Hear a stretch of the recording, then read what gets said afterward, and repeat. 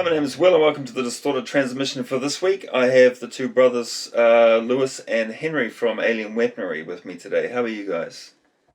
Pretty good, pretty good.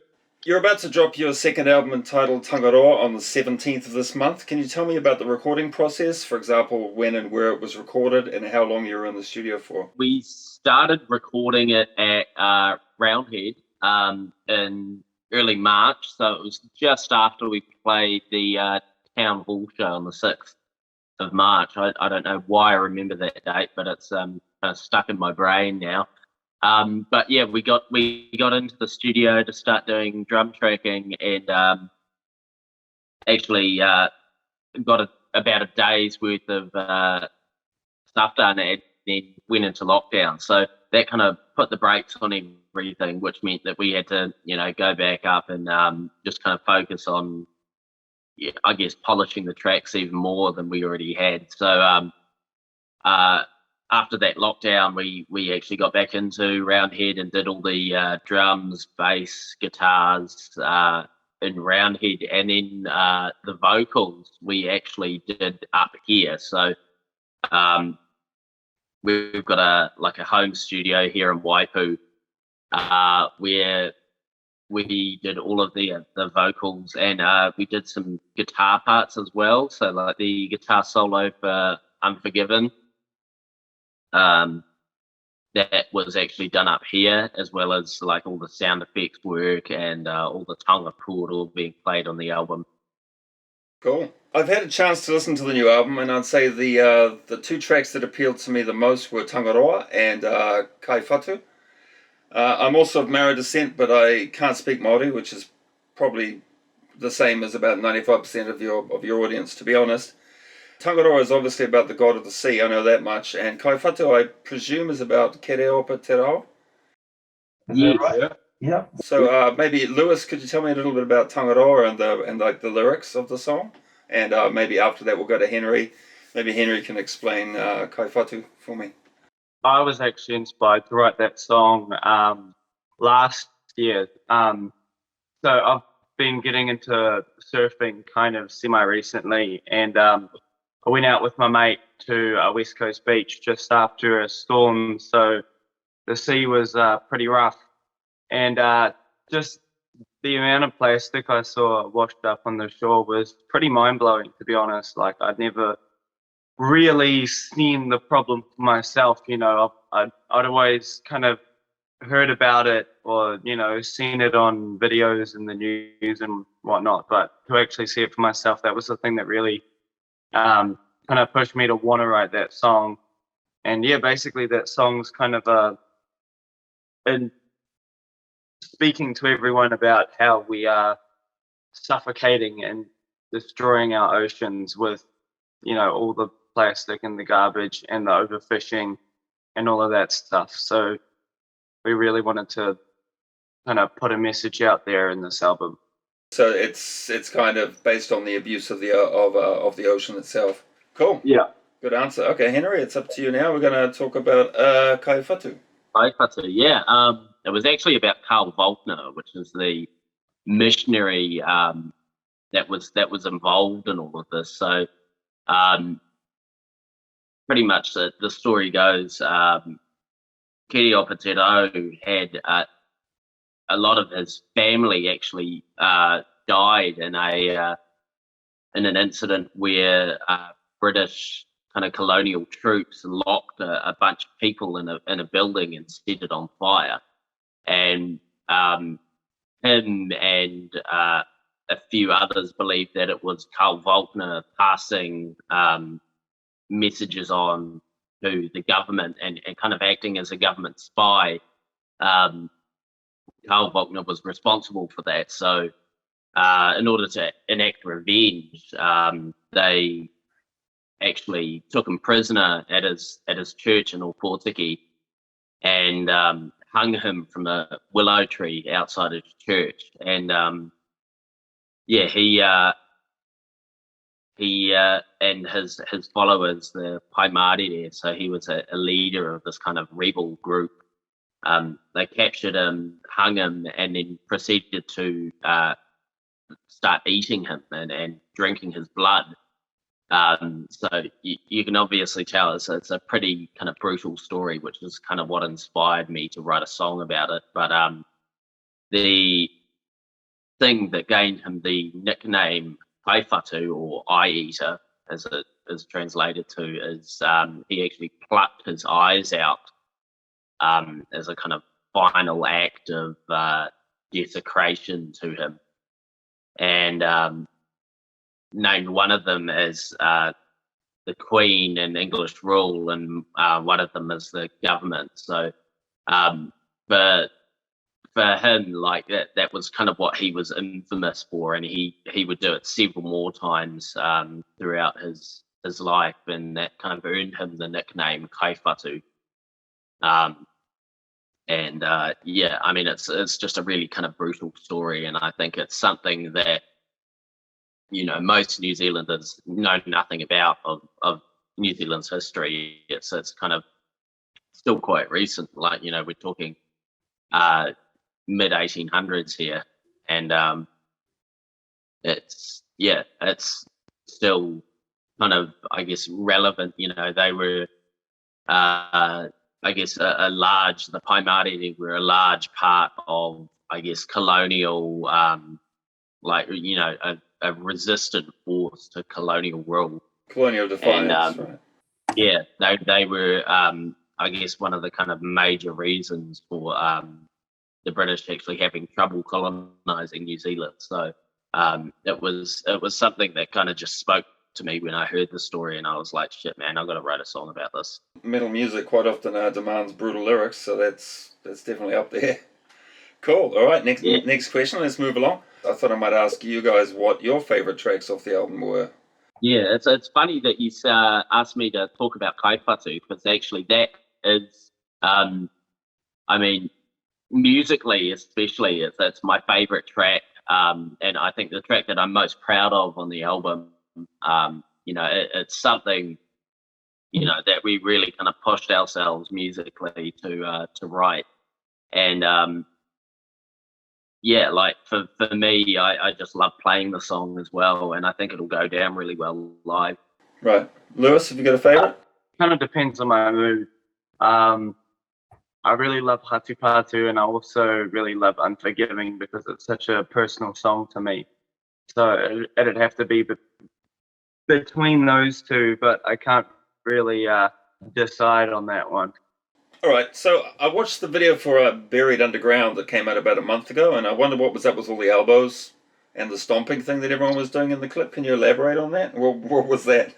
So the actual walk, that was something that we kind of had as a bit of an in-joke on tour, you know. I guess, for example, like one of us would walk into the green room and do the walk, and the other one would get up and do it. It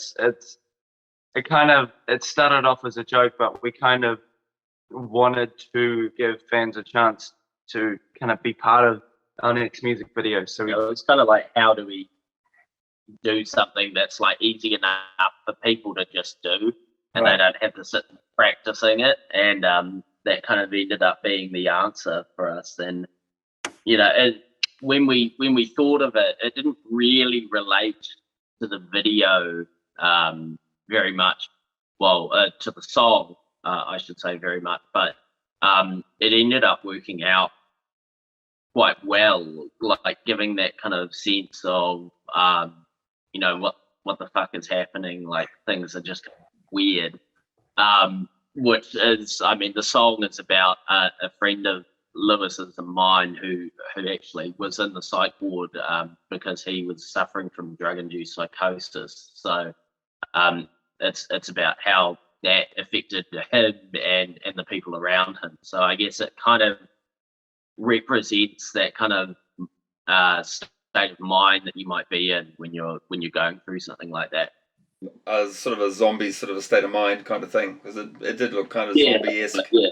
I did actually think that maybe you were kind of trying to do some sort of, I don't know, social media kind of thing with the walk, because people tend to pick up on those kinds of things, you know, like the old school ice bucket challenge kind of thing, or all those things. Like people tend to do those crazy things, and then it takes off on TikTok, or it takes off on whatever platform, and it kind of becomes a bit of a trend. So yeah, it was an interesting idea. Yeah, and I mean, it's definitely got the capacity to do that. I feel, like people. I'm not going to be surprised if when we're playing that song live, we're going to have a bunch of people doing that. I thought exactly the same thing. It just gives a little something different for people to do, and it is kind of, it matches the music and it matches the kind of feel you get from the song as well. So I feel like it's worked out pretty well. Okay, I saw the Metal Hammer cover featuring you with the caption "Meet the Future of Metal." And though I understand that it was a promotional throwaway line, considering the vast scope of what the genre of metal is, and how many bands out there are pushing extreme boundaries, how do you feel as musicians about the publication making such a bold statement? And do you feel comfortable with such an assessment? I think, I'm happy with, anyone saying whatever they want about us, because in the end, like, we don't have any form of control over that.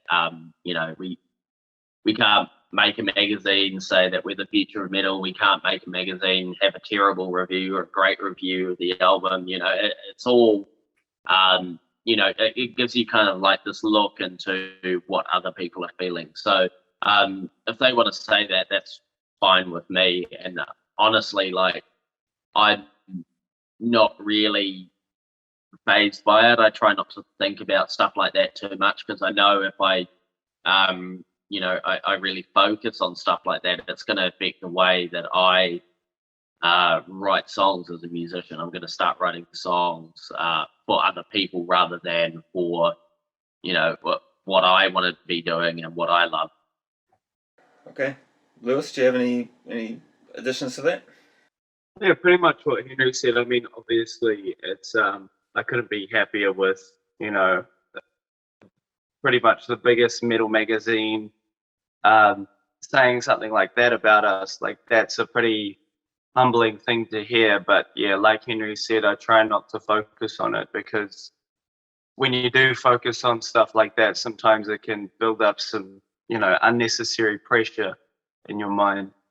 Right. Yeah. Well, when I read that and I saw it, I thought that's quite a responsibility there, sort of dropping on you there. So yeah, it's good that you're not taking it to heart and sort of letting it sort of affect sort of your progress as musicians, etc. So good on you. Okay, next question. I personally remember doing a show with you guys back when you were still very young. I think I think Lewis, you're about 13. I think your bassist at the time, I can't remember his name, the blonde guy. He was about 12, I think. Ethan, wasn't it? Yeah. That's right. Yeah, you arrived in your Alien Weaponry tour van. From that time to now, of course, you're sort of international rock stars or whatever. What do you consider to be your biggest accomplishments, both as a band and as individuals?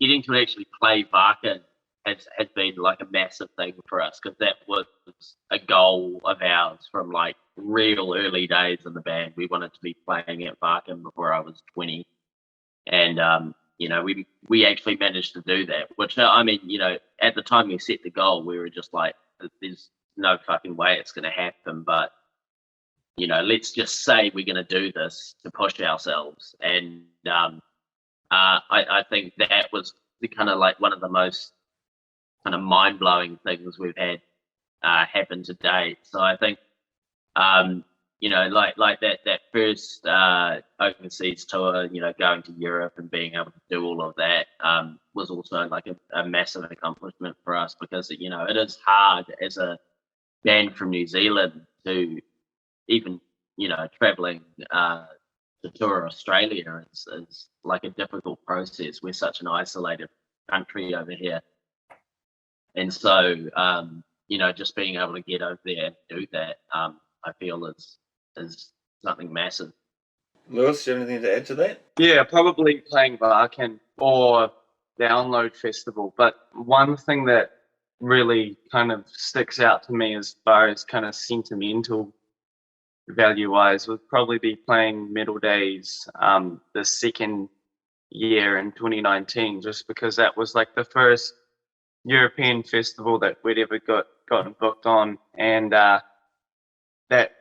that second year playing it was like a whole new rush, a whole new kind of set of emotions. getting on that stage. I'd say that's probably one of my all-time favorite shows to play, and Varkin being in that as well. So you're gearing up to play the American and European tour dates with Gojira, which will take you all the way through to June next year. You even have other gigs and festivals between the support dates. I personally have met a few touring bands just as a driver, and the lifestyle seems pretty harrowing to say the least. So how do you keep on top of maintaining your mental and physical well-being while you're on tour? I remember last US tour, I kind of got much more into exercising and all of that stuff, and that really did help me. But I guess I kind of live for playing shows and doing music, so that's a really good escape for me. And also just listening to music in between shows and festivals is really therapeutic for me. You know, just chilling out and unwinding with some headphones on is always good for me. Cool. Yeah, I mean, I don't know, like the actual touring side of things, I feel like I am already pretty accustomed to it. Like, I think, you know, the idea of living out of a bag constantly is actually almost, you know, it makes me feel good thinking about it. And I mean, for me, like, since I got back from tour in 2019, like I haven't stopped living out of the same bag that I was touring with. Like, that's kind of just the way I live my life. So for me, I don't have to make a huge amount of change to actually get on a tour bus and spend a few months on the road. And I think, yeah, it's just like very suited to me. And I feel like not everyone has that same experience, but I guess I'm just lucky in the sense that I just enjoy pretty much every aspect of touring. Yeah, same with me. I mean, it is tiring and you do lose sleep, but the positives greatly outweigh the negatives for me as well. So you've achieved more than I think any other heavy New Zealand band has, and in such a relatively short time as well. What do you attribute your success to? Good timing would be one of them. I mean, I feel like, you know, when we started doing what we were doing with writing in Māori, I think it was the right time for us to actually come out with that kind of metal and Māori mix. You know, 10 years before that, people may not have been as receptive to it, you know, and as much as most of our fan base is overseas, I feel like what really started it was our New Zealand fan base getting into it. And I think just that in itself really did help us get that kind of push we needed for people overseas to find out about us, as well as the fact that this day and age, it's like social media and the internet is king. Like, as far as if you want to be a big band, you've got to have a big online presence. Otherwise, people aren't going to be able to find you, aren't going to be able to get into your stuff because you're just not on there. That's true. I would agree with that. Lewis, do you have anything to add to that? I'd say there's many factors, but Mum and Dad have definitely always been huge supporters of what we do, and that they've definitely helped us a lot along the way. But just constantly doing something, and I guess when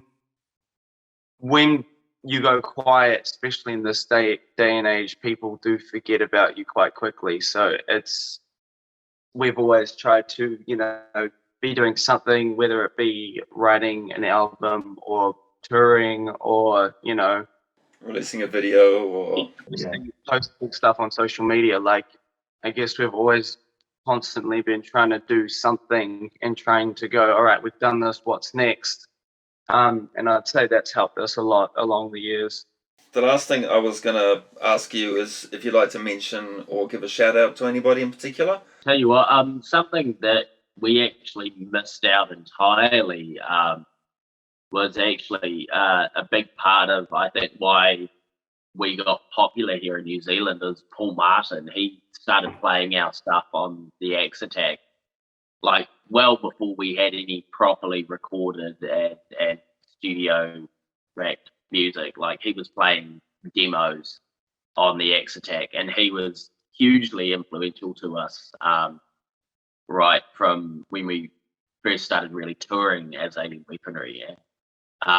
Like has been a massive supporter, and I think whenever we play Hamilton, he's always been at the shows and he's always there with the other guys from Devilskin. So they've been a really big part of I guess what made us as a band, and I think he's definitely one of the main people we want to thank and be grateful for, because he's kind of the first person to ever really support us as a band, aside from our father, who has been kind of our manager up until this point.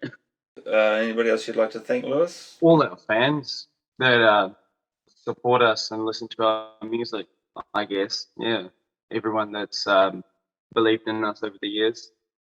Yeah, and I mean, obviously, there's probably a hell of a lot of people that we're missing out here, but I think it's we'd have to sit down and write a list, and it's going to end up being 100 names or more. So I mean, we've got all our crew and stuff who've worked with us. I mean, we've had our LD with us since 2015 or so. So he's been a massive part in making us what we are, get on set. And yeah. Alrighty. Well, I guess it's time to wrap it up. Thanks so much for taking the time to chat, and hopefully we can have a face-to-face in the future when you're not so busy and the world's not on fire. All the best all the best for the release and the touring. And cheers, guys. All the best. Thank you. Thanks, Paul. Thanks, man. And thanks for watching.